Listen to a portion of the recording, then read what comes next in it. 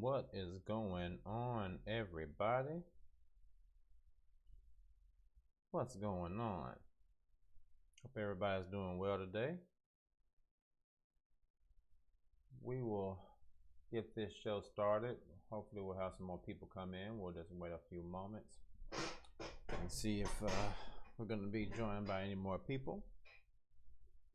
Hope everybody had a good day, man. It's been a wet, sad day here in Nashville.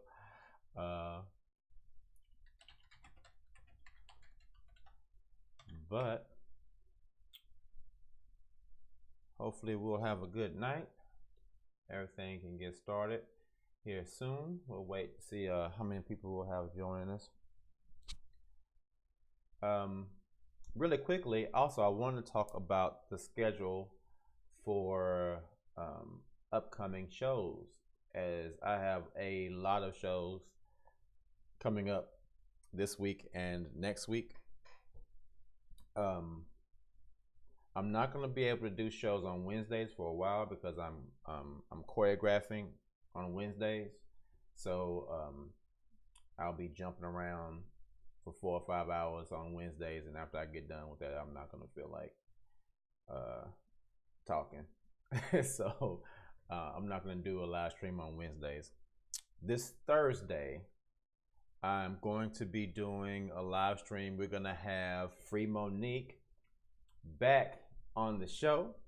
We're going to be continuing the conversation that I had for that live stream I did about whether or not ex-Jehovah's Witnesses should forgive their friends and family that shunned them.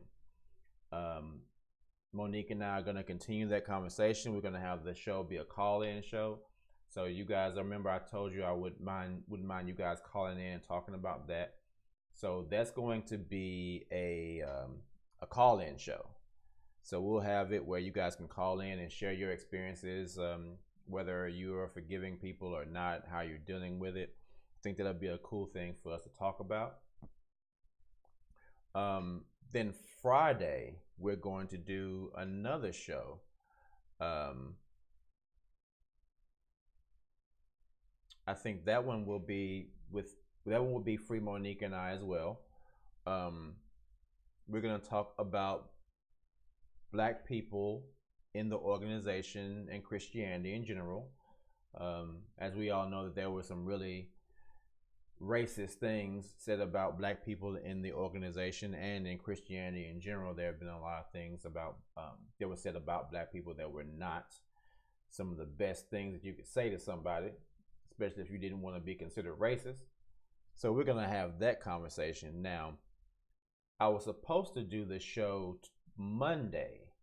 There was going to be a continuation of the show that I did with Bruce Beckley and attorney Colette Mans, where we talked about how important was it for young Black people to vote.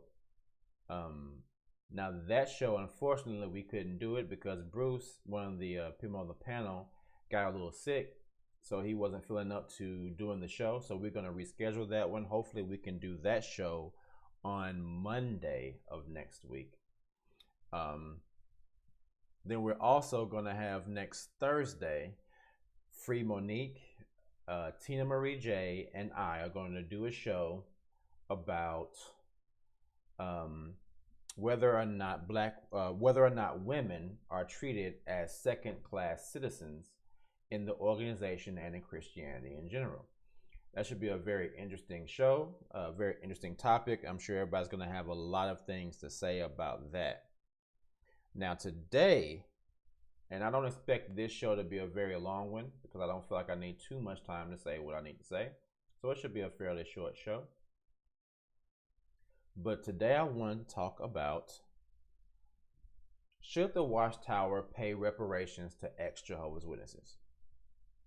Now, I'll tell a quick story before I get started. But today, I was doing Uber a little bit earlier today, and I had a stop. I pulled up to the place, and before I start this story, let me preface this story. Now, the car that I have now was my birthday gift to myself last August. actually while I was still homeless. But I bought this car and I was living in it. Now, this is the 4th car that I've owned. It's the only car I've ever had to finance.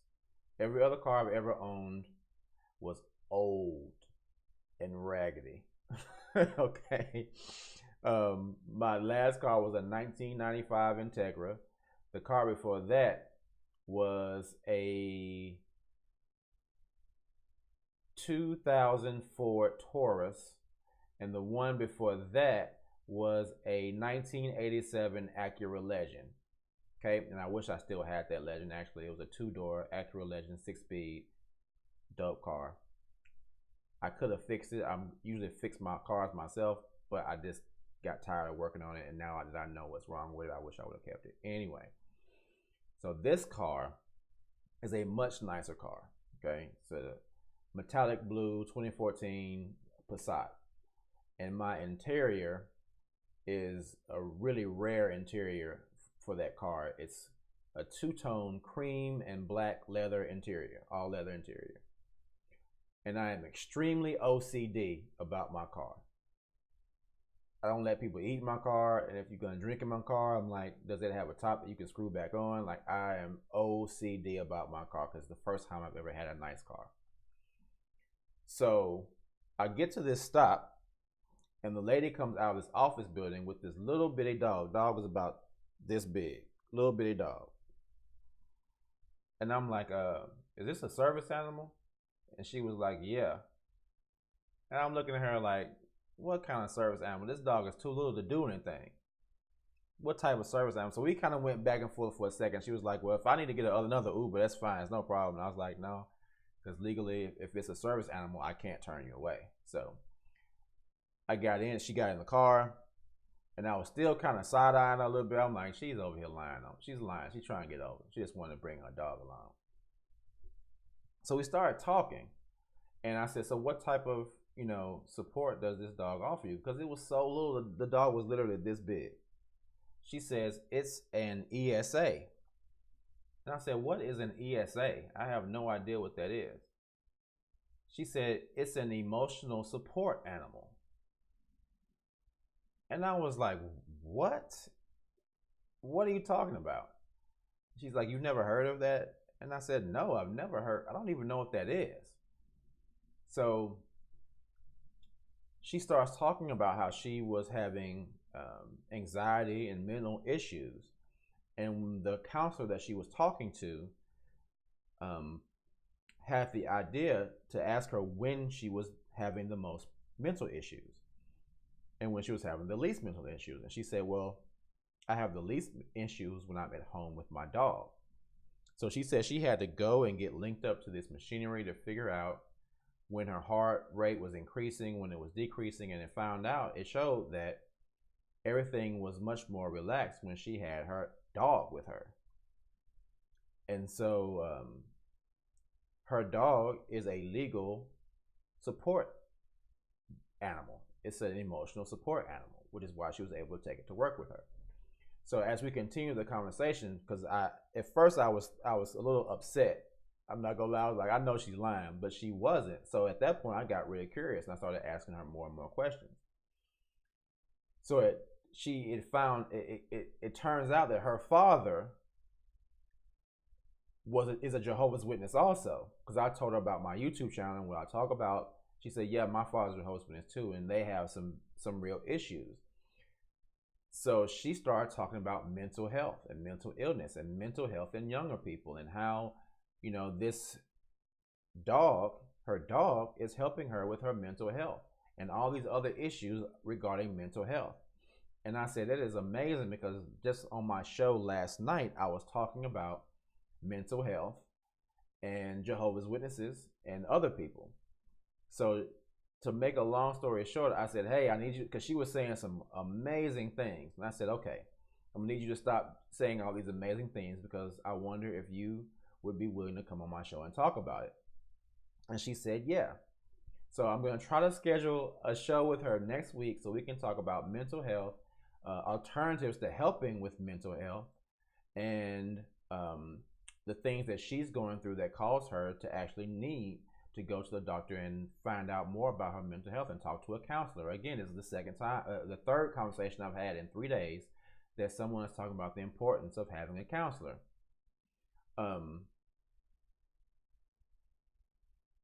So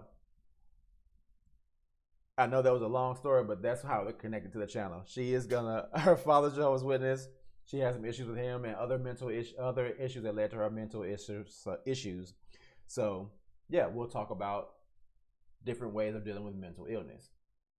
Now, really quick, what's up, Candace? What's up, Shiloh? Thanks for joining the chat. Thanks for saying something to us. So yeah, should the watchtower pay reparations to ex-Jehovah's Witnesses? This is a very interesting thought I had. I was just watching some YouTube videos and they were talking about reparations and how certain races have had reparations and we as black people have still not gotten reparations. But I was thinking about that in terms of the watchtower and all the things that they've done to separate founders as well. Should we as XJWs try to band together in a way to try to get the watchtower to pay reparations? And if so, if that's possible, on what basis could we have them pay us reparations? So I was looking around the internet and I found a really interesting article from the United Nations Human Rights Office of the High Commissioner. And it's talking about human rights and what human rights mean and what they are. And the real definition of what human rights are. So I'm just going to read this article. It's not very long, but it pertains to what I'm talking about. And again, I don't foresee this live stream being very long, so it's not going to be a 2-hour one like sometimes. It's probably not even going to be 30 minutes, but I say that now and it end up being 2 hours. But let's just go to the article really quickly and just look at some of the points it touches on, and I'll read it and I'll pause briefly in between when that's something I feel like I need to talk about. So right here, what are human rights? Human rights are rights inherent to all human beings, whatever our nationality, place of residence, sex, national or ethnic origin, color, religion, language, or any other status. We are all equally entitled to our human rights without discrimination. These rights are all interrelated, interdependent, and indivisible. Now that term is really important, and it will talk about it a little bit more in the article, how all these rights are interrelated, interdependent, and interdivisible. That's a very important point, so really keep that in mind. All right, so let's keep going. Universal and inalienable. The principle of universality of human rights is the cornerstone of international human rights law. This principle, as first emphasized in the Universal Declaration on Human Rights in 1948, has been reiterated in numerous international human rights conventions, declarations, and resolutions. The 1993 Vienna World Conference on Human Rights, for example, noted that it is the duty of states to promote and protect all human rights and fundamental freedoms, regardless of their political, economic, and cultural systems. All states have ratified at least one, and 80% of states have ratified 4 or more of the core human rights treaties, reflecting consent of states which create legal obligations for them and giving concrete expression to universality. Some fundamental human rights norms enjoy universal protection by customary international law across all boundaries and civilizations. Human rights are inalienable. They should not be taken away except in specific situations and according to due process. For example, the right to liberty may be restricted if a person is found guilty of a crime by a court of law. Interdependent and indivisible. All human rights are indivisible, whether they are civil and political rights, such as the right to life, equality before the law, and freedom of expression. Economic, social, and cultural rights, such as the right to work, Social Security, and education. Now, notice that education, that is a really big one, okay? Really big one. Now, if you go back and look at how they said these rights are interdependent and indivisible, that means that every one of these rights is dependent upon each other and cannot be taken away from each other because it messes up all of them in some way. Now, we look at how Jehovah's Witnesses are not allowed to pursue higher education. That is a human right. Now, one of the things I think is going to cause an issue in this argument is that a lot of people will say something like, or the law itself, as I stated in the last video about the Canadian Supreme Court, they will say something to the effect of, this is a voluntary organization. You join this organization voluntarily, and we cannot get involved in your dispute with them because you voluntarily joined this organization. While that may be the case, most of us know that there are several Jehovah's Witnesses who are born into the organization. We were not able to make a choice of whether or not we wanted to be part of this organization. That being the case, some of us who were in school while we were still teenagers and graduated were still denied the ability to go to college because you were still living in your parents' home. Now, I know the next argument is, but you finally left. You finally became an adult capable of making your own decisions.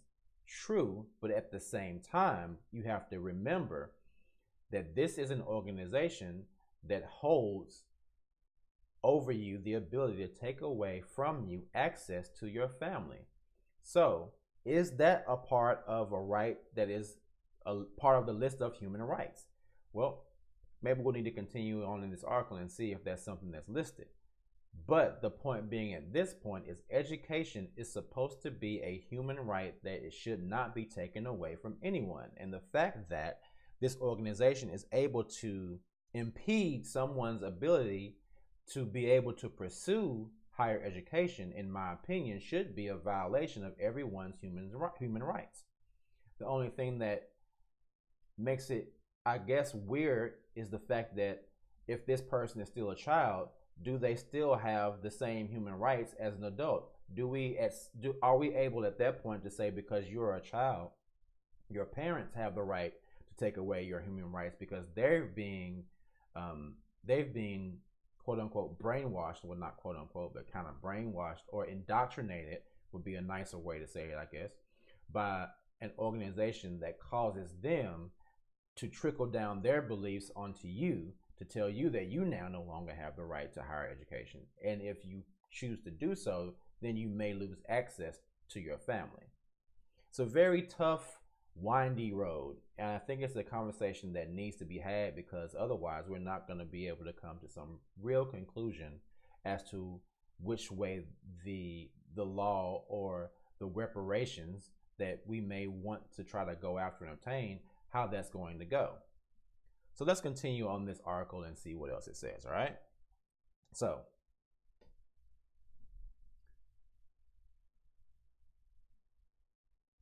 we'll start back again. All human rights are indivisible, whether they are civil and political rights, such as the right to life, equality before the law, and freedom of expression, economic, social, and cultural rights, such as the right to work, Social Security, and education, or collective rights, such as the right to development and self-determination, are indivisible, interrelated, and interdependent. The improvement of one right facilitates advancement of the others. Likewise, the deprivation of one right adversely affects the others. So that is something that they're saying as well. if you take away one of your human rights, it is going to adversely affect you being able to have implementation of some of the other ones. You're going to be greatly impeded in your pursuit of life and liberty and happiness if your dumb ass has never been educated. It's going to be much more difficult for you. We all know we're getting in a time now where education is so important. It's so vital that if you live in the right place and you don't have the right type of education, you are going to be extremely destitute. Not just destitute, extremely destitute. It's very difficult to make a living in the world nowadays. Being able to have an education should be and is, according to the law, a fundamental right. And this organization has impeded that for many, many years. Not just today, but for many years, it has impeded people's ability to pursue higher education. All right? So, let's keep going. Equal and non-discriminatory. Non-discrimination is a cross-cutting principle in international human rights law. The principle is present in all the major human rights treaties and provides the central theme of some of international human rights conventions, such as the International Convention on the Elimination of All Forms of Racial Discrimination and the Convention on the Elimination of All Forms of Discrimination Against Women. The principle applies to everyone in relation to all human rights and freedoms, and it prohibits discrimination on the basis of a list of non-exhaustive categories such as sex, race, color, and so on. The principle of non-discrimination is complemented by the principle of equality, as stated in Article 1 of the Universal Declaration of Human Rights. All human beings are born free and equal in dignity and rights. Now, this is a very interesting one because we all know that women in the organization aren't really considered equal to men. And that's not just this organization, that is Christianity in general. And as I said before, Free Monique and I will be discussing that very topic. That will be on next Thursday, the 25th. Free Monique and I will be discussing, are women treated as second-class citizens in the organization and Christianity in general? Next Thursday, the 25th. Let me make sure that date is right. Make sure I'm giving you the right date. Yes, that's next Thursday, the 25th. Again, let me run down that list. She will also be here discussing on Thursday. She and I will be discussing a part 2 of the video I did on Sunday, where I talked about whether or not Jehovah's Witnesses should forgive their friends and families who shun them. So she and I will be having a discussion about that this Thursday at 8:30 p.m. Central Time. I'm going to be choreographing until 7:30. So it's going to give me time to finish jumping around and dancing around and then drive back here and get ready for that show. So again, that is this Thursday at 8:30 p.m. Central Time. Free Monique and I will be discussing, are women treated as second-class citizens in the organization and in Christianity in general. Now, since they mentioned this specific human right, I thought it would be good to look at the different articles of the Human Rights Declaration, right? So they mentioned Article 1. So let's really quickly run through the list of the Articles of Human Rights, right? So we have our Article 1, as we just touched on, is the right to equality. 2, freedom from discrimination. We'll just keep going down the list. 3, right to life, liberty, personal security. 4, freedom from slavery. 5, freedom from torture and degrading treatment. 6, right to recognition as a person before the law. Right to equality before the law. Right to remedy by a competent tribunal. Freedom for arbitrary arrest and exile. right to fair public hearing, right to be considered innocent until proven guilty, freedom from interference with privacy, family, home, and correspondence. That is Article 12. That is an interesting one. Freedom from interference with privacy, family, home, and correspondence. Now let's look at that. Let's talk about that. Article 12. Is the watchtower interfering in people's privacy, their family, their home, and correspondence? It would seem as if that is a definite yes. If this organization has the ability to detach your family from you simply because you don't believe the exact same way as your family, if one of the articles of human rights is the ability to believe any way you want, right? And let's go back to that list really quickly. If we go to, and I have to skip down, but Article 18, freedom of belief and religion. So if one of the articles of human rights is that you have the freedom to believe however you want to believe, then an organization that is interfering in your family, which is another one of human rights, on the basis of your belief, which is another article of the Declaration of the Human Rights that you have, it seems to me that the article of the Declaration of Human Rights is showing that you have the freedom of belief and religion, and you also have the freedom from interference with privacy, family, home, and correspondence. So if your belief causes an organization to interfere in your family, to me that sounds as if that is a violation of your human rights. And if so, is that something that a group could band together to say, hey, this is a violation of our human rights, and we feel that you owe us some reparations? So let's continue to go down the list. So, Article 13, right to free movement in and out of the country, right to asylum in other countries from persecution, right to a nationality and the freedom to change it. 16, right to marriage and family.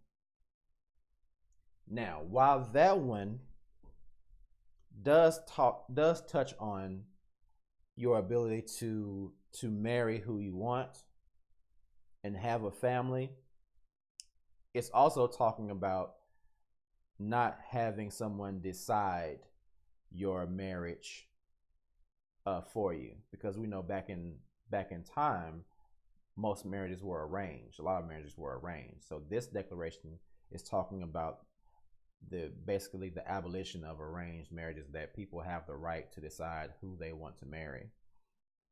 But again, as an XJW, we also know that the organization limits who you have the ability to marry. You can only marry someone who is within the organization as well. So, if according to the article of according to the Declaration of Human Rights, you have the right to marry whomever you love, if this same organization finds out that you've married someone you love, but it was not someone who was part of the organization, then they begin to exercise interference in your family, which another of your human rights is the ability to not have anyone interfere in your family. Then they are again violating human rights. Are they not? Is this another reason that people should be able to say, hey, let's band together and say this organization is violating our human rights, and we think we deserve reparations from that? I don't know. Let's continue down the list of human rights. So, 17, right to own property. Freedom of belief and religion. We've already touched on that. Freedom of opinion and information. That is very interesting. Freedom of opinion and information. We are talking about an organization that says you must think the way we think. And they also say we do not want you looking at this type of information. they are indoctrinating people that that type of information is apostate information and you should not be reading it. Now, again, we are talking about people who are young, people who have been born into this organization, people who have parents who have been indoctrinated with these teachings. And these teachings, since the parents are indoctrinated, are being trickled down to the kids. So the kids are being deprived of education, of formal education, and they're also being deprived of an informal education. They're being deprived of the ability to go and search for information on their own to make their own decision as to whether or not this organization is true. So if one of your human rights is the right to have your own opinion and the right to seek information on your own, and this organization says if you have an opinion that differs from the opinion that we think you should have, and if you are seeking information that we think you should not be seeking, then we are going to interfere with you and your family, then they are again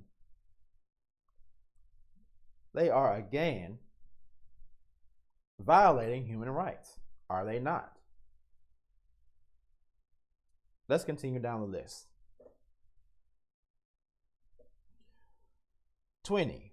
Right of peaceful assembly and association. Right to participate in government and in free elections.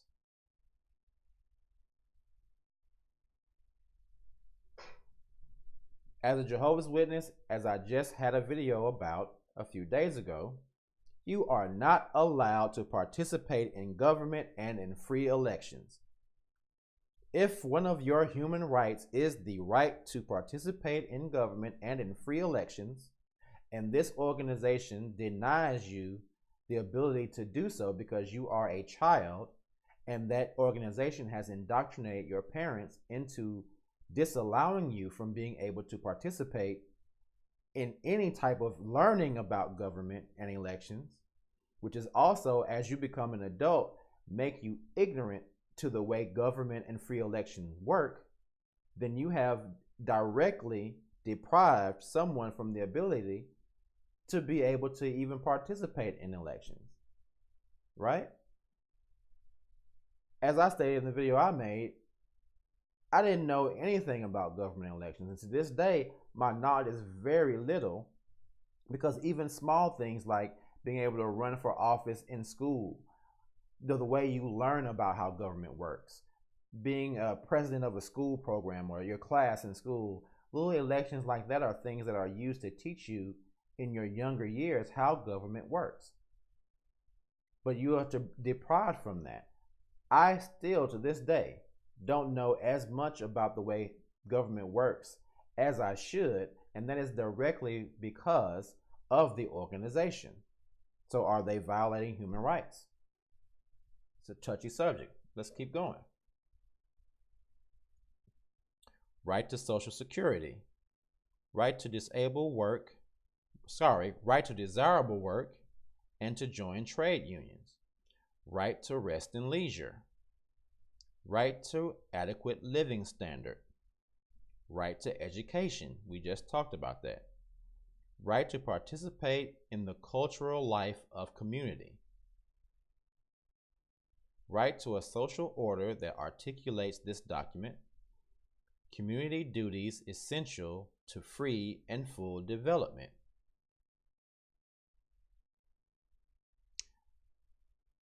That's very interesting. Article 29. Community duties essential to free and full development. And Article 30. Freedom from state or personal interference in the above rights. Let's look at Article 30 again. Freedom from state or personal interference in the above rights. So have we not documented that this organization is interfering in the above listed human rights? I think we have. I think it's been pretty much evident in what we've just talked about that this organization is in fact interfering in human rights. It's pretty obvious. It's pretty obvious to me. All right. So let's continue reading this article that we were reading. So,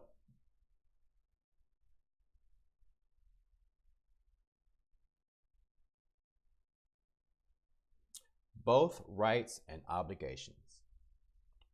Human rights entail both rights and obligations. States assume obligations and duties under international law to respect, to protect, and to fulfill human rights. The obligation to respect means that states must refrain from interfering with or curtailing the enjoyment of human rights. The obligation to protect requires states to protect individuals and groups against human rights abuses. The obligation to fulfill means that states must take positive action to facilitate the enjoyment of basic human rights. At the individual level, while we are entitled our human rights, we should also respect the human rights of others. So according to this article, it is in fact the state's duty to protect the human rights of individual and or groups. Now we know this is still happening. The organization is still, in my opinion, according to what I've just read, interfering with and taking away directly and indirectly people's human rights. Now, do I think that the watchtower should give reparations to ex-Jehovah's Witnesses? Of course I do. But that begs the question, how is that going to happen? We all know that the watchtower is not going to just pay out all that money, because they probably would be bankrupt. But how could they? How could they still give reparations to people? Well, I think one thing they could do is, number one, they could pay for treatment for ex-Jehovah's Witnesses with mental issues. Now, whether that is on a case-by-case basis or some foundation that they dump money into, we all know that as ex-Jehovah's Witnesses, many of us have mental issues that are directly related to our experiences with the Watchtower organization. And I feel that if there was some type of reparation given, one of the things that that reparation should be used for, or that those reparations should be used for, is in fact helping the people that left their organization with their mental illness issues. Another way that they could help too, paying for ex-JWs who couldn't go to college to go to college. Now, again, this stuff may be happening in an imaginary world. It may be imaginary, it may not be. There may be a way for ex-JWs to get this together if we go at it in a large group, and if we can supply enough proof of the things we're talking about. I believe even if it wasn't on a case-by-case basis, if there was some type of fund or foundation that would allow people who are ex-Jehovah's Witnesses who were not able to go to college simply because they were Jehovah's Witnesses, it would allow them to be able to go to college and finish their education. That would be a great way to aid in repairing these people's lives. What's another way? What about reparations for families that lost loved ones due to the changed no blood doctrine? Now that one may be a stretch. It may be a stretch. But at the same time, we are talking about children who were born into an organization where those children were forced, because they were minors, to believe in the things that they were being taught. They were taught to believe that they should abstain from blood. They were taught to believe that if they took blood, they would die. They were living in a situation where they were living with their parents who were Jehovah's Witnesses, who were enforcing that belief. Because at the same time, if those children were to stray from that belief system, they again would have had their human rights violated in the form of the organization would have in some way caused them different type of treatment from their parents, from their families. So who do those reparations go to? Is there some type of fund that can be started that would aid in helping people who are dealing with issues from losing their families to the Jehovah's Witnesses organization? Would that correlate with number one, paying for treatment for XJWs with mental illnesses? It very well could. And number four, paying for treatment for families where people have been abused physically and sexually. Now, we all know they're having this huge scandal right now where they're dealing with all this molestation, where they're dealing with people who have been abused mentally, physically, not just sexually. There's a lot of different types of abuses that happen in this organization.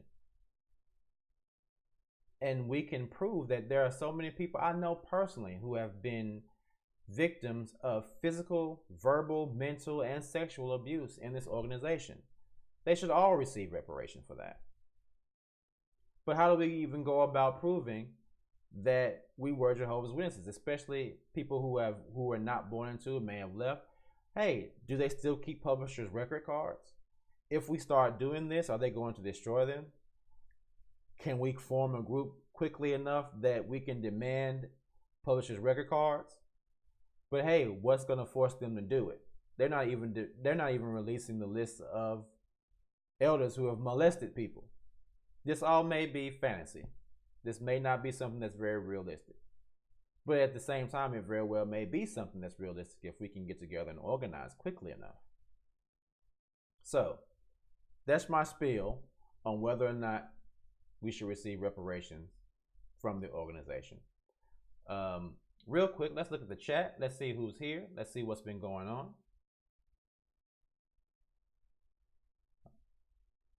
So, Candace, what's up, Great Dane? Candace has had a lot to say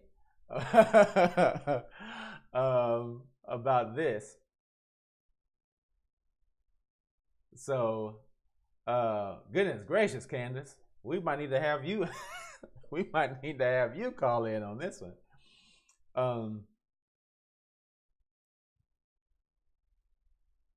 So, yeah, guys, I'm not gonna be on here very long.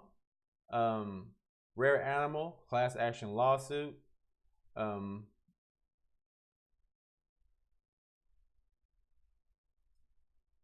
So yeah, Candace, I agree with you. I'm telling you now, if there was such a class action lawsuit on suing Watchtower based on human rights only, it would set a precedent. I doubt it's ever been done. I agree. And I think it's something that should be done. And I think it's the reason that I even brought this up is because it's something that I think I am going to look into to see if it's something that actually can be done. I'm sure I'm not the first person to think of this, and I just may found out that it may be something that is not able to be pursued. But if I look into it and it's something that is able to be done, then maybe it's something that can affect positively a lot of people's lives. So, yeah. So again, guys, I'm not going to keep this on very long. It's already been 45 minutes, which I think is a good amount of time. Again, join me Thursday when I will be joined with Free Monique. And we will be talking about, again, continuing the conversation, should ex-Jehovah's Witnesses forgive their friends and families who shun them? That will be this Thursday at 8:30 p.m. Central Time. All right? So, guys, I'm going to go ahead and sign off. Thank you so much for watching and being a part of the show and supporting the channel. And I will see you all Thursday at 8:30 p.m. Central Time. All right? See you guys soon. Peace.